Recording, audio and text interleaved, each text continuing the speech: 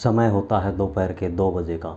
एक लड़का मुंबई महाराष्ट्र के रेड लाइट एरिया में एक कोठे पर पहुंच जाता है और वहां उसके सामने 10 से 15 लड़कियां परोस दी जाती हैं। उनमें से एक को चुनने की उसे पूरी पूरी आज़ादी थी। वह बार बार हर एक लड़की को निहार रहा था। तो दूर खड़ी एक लड़की पर उसकी नज़र पड़ती है। वो लड़की उसे देखकर नज़रें झुका लेती है। उसको उसका चेहरा कुछ जाना पहचाना सा लगता है, लेकिन इस पोशाक में उसने पहले कभी नहीं देखा था। दोस्तों, वह कोई और नहीं, उसी की अपनी धर्मपत्नी थी, जिससे 1 महीने पहले ही उसकी शादी हुई थी। वह इस रेड लाइट एरिया के कोठे पर कैसे पहुंची और यह ग्राहक बनकर वहां कैसे पहुंचा। नमस्कार दोस्तों, ये कहानी शुरू होती है कर्नाटका के बेंगलुरु शहर में।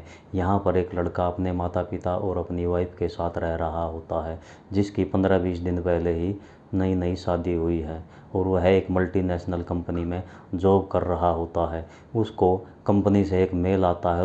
उसमें लिखा होता है कि तुम्हें 2-3 महीने के लिए मुंबई जाना पड़ेगा, वहाँ पर एक असाइनमेंट सबमिट करना है। तो वह लड़का यह बात अपनी वाइफ को बताता है तो वह थोड़ा नाराज़ सा हो जाती है, क्योंकि उसकी 15-20 दिन पहले ही शादी हुई थी, अभी ढंग से घुल मिल भी नहीं पाए हैं और उसे इतनी जल्दी अपनी बीवी को अकेले छोड़कर मुंबई जाना पड़ा।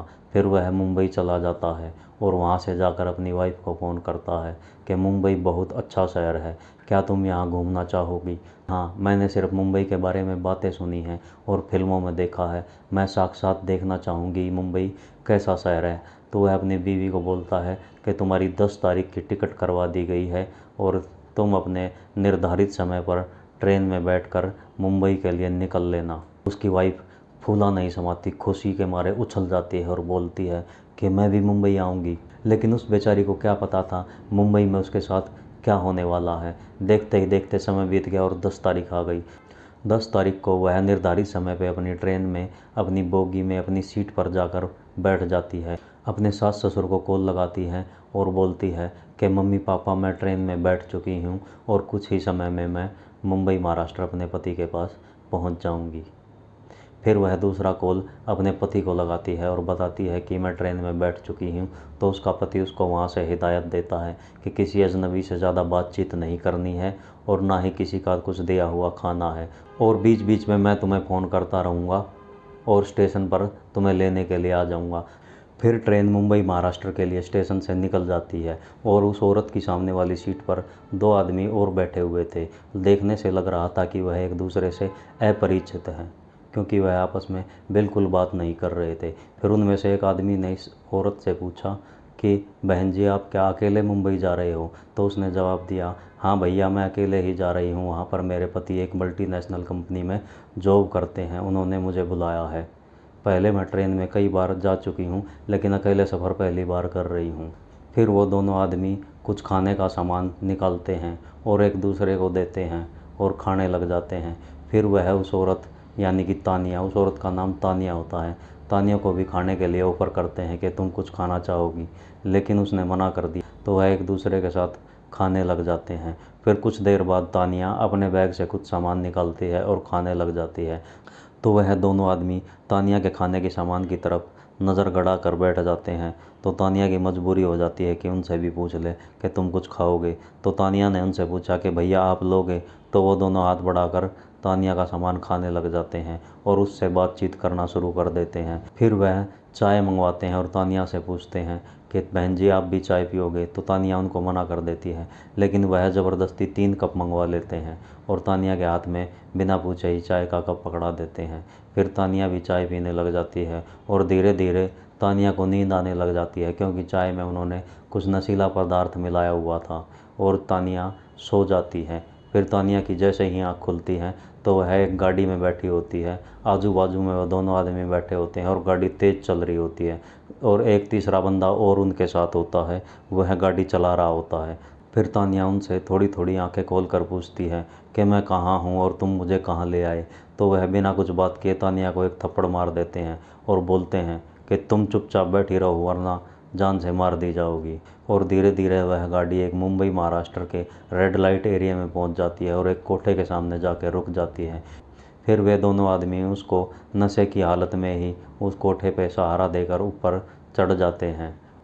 ऐसे ही वो उसको ट्रेन से उतार के लाए होंगे जैसे वो कोई बीमार हो। फिर वे दोनों आदमी तानिया को ले जाकर कोठे में छोड़ देते हैं और वहाँ की मालिक सुनीता पुजारी से 45,000 रुपये में तानिया को बेच देते हैं और रकम लेकर वहाँ से रफू चक्कर हो जाते हैं। कोठे की मालिक सुनीता पुजारी तानिया को एक रूम में बंद कर देती है और 2-4 दिन तक तानिया उस रूम के अंदर ही बंद रहती है। फिर तानिया उनके आगे रोती है, गिड़गिड़ाती है और बोलती है मुझे मेरे पति के पास भेज दो। लेकिन सुनीता पुजारी उसकी एक नहीं सुनती और बोलती है कि तुम्हारी ज़िंदगी यहीं बीतने वाली है, जल्दी से यहाँ के तौर तरीके सीख लो और जल्दी से काम पे लग जाओ, नहीं तो तुम्हारे साथ अच्छा नहीं होगा। कोठे की बाकी लड़कियां भी तानिया को समझाती हैं कि अब तुम्हारी ज़िंदगी यहीं बीतेगी, तुम कहीं नहीं जा सकती हो, जितनी जल्दी हो सके अपने काम पर लग जाओ। फिर एक दिन तानिया टूट जाती है और मान लेती है कि बस अब यहीं ज़िंदगी है, यहीं तुम्हें रहना है और इन सब के साथ ही ये काम करना पड़ेगा। तो तानिया एक दिन वो पोशाक जो सारी लड़कियों ने पहनी होती है, जिसे हर एक मर्द देखकर उत्तेजित हो जाता है, पहनकर काम धंधे के लिए तैयार होकर खड़ी हो जाती है। फिर एक ग्राहक आता है और वह सारी लड़कियों को देखने के बाद तानिया को सेलेक्ट करता है और तानिया को एक कमरे में लेके जाता है। जैसे ही वह कमरे की कुंडी लगाता है तो तानिया रोती है, गिड़गिड़ाती है और उसके पैर पकड़ लेती है और बोलती है भैया मैं यहाँ गलती से आ गई हूँ, कोई लोग मुझे यहाँ पर बेच कर चले गए हैं, हो सके तो मुझे मेरे पति के पास पहुँचा दो। कोठे पर आने वाला हर एक आदमी शरीफ तो नहीं होता, लेकिन वह एक अच्छा आदमी था। उसने बोला कि मैं तुम्हारी क्या मदद कर सकता हूँ। तो तानिया ने उसे बोला कि मेरे पति से मेरी बात करवा दो। फिर वह तानिया की बात उसके पति से करवा देता है। तो उसका पति पूछता है कि तानिया तुम कहाँ हो, मैं इतने दिन से तुम्हें ढूंढ रहा हूँ, तुम्हारा फ़ोन भी बंद आ रहा है। फिर तानिया बताती है कि मुझे नहीं पता मैं कहाँ हूँ, मुझे सिर्फ इतना पता है कि मैं एक कमरे में बंद हूँ और यह एक कोठा है। फिर वह दूसरा आदमी जो ग्राहक बनकर वहाँ गया हुआ था, वह तानिया के पति साहिल को सारी बातें बता देता है कि ये लड़की ऐसे ऐसे यहाँ इतने नंबर कोठे पर मुंबई के इस एरिया में बंद है। फिर अगले ही दिन तानिया का पति वहाँ पहुँच जाता है और 15 से 20 लड़कियां उसके सामने पेश की जाती है। तो दूर एक नज़र झुकाई हुई लड़की पे उसकी नज़र पड़ती है और वो उसे पहचान लेता है कि ये तुम्हारी पत्नी तानिया है। तो वह उसी को सेलेक्ट करता है और एक रूम में ले जाता है। तो तानिया उससे लिपट कर बिलक बिलक कर रोने लगती है और बोलती है कि कुछ लोगों ने मुझे यहाँ फंसा दिया है।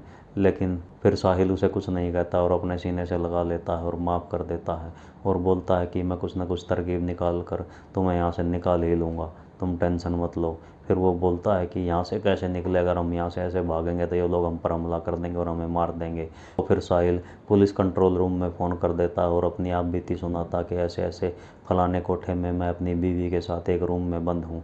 मुंबई पुलिस ज़्यादा टाइम ना लगाते हुए फटाफट उस कोठे पर रेड मार देती है। फिर एक रूम से साहिल और उसकी पत्नी तानिया दोनों निकलते हैं। फिर वह पुलिस को अपनी आप बीती सुनाते हैं। तो पुलिस वाले कोठे की मालकिन सुनीता पुजारी और उसके अन्य 2 सहायकों और उनकी ही निशानदेही पर जिन दलालों ने तानिया को उस कोठे पर बेचा था, उनको भी गिरफ्तार करके पुलिस जेल में डाल देती है। इस कहानी से यही सबक मिलता है कि अनजान आदमियों से ज़्यादा मित्रता ना बढ़ाएं, बाहर जाएं तो अपने चुपचाप रहें, फालतू किसी की बातों में ना आए, ना किसी से कुछ खाने का लें और ना किसी को कुछ खाने का दें।